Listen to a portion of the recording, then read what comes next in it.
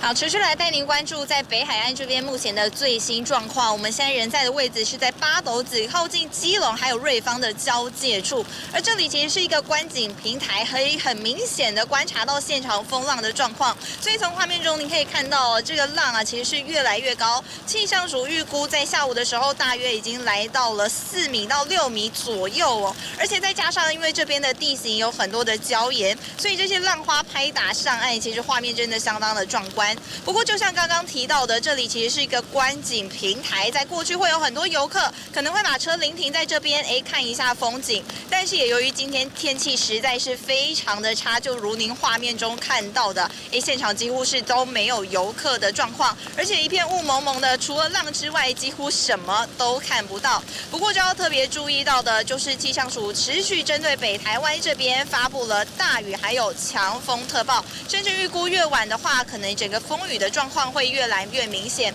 而我们持续在北海岸这边观察下来，其实这风雨啊还是一阵一阵的。以上是现场掌握到的最新状况，再把时间交还给棚内。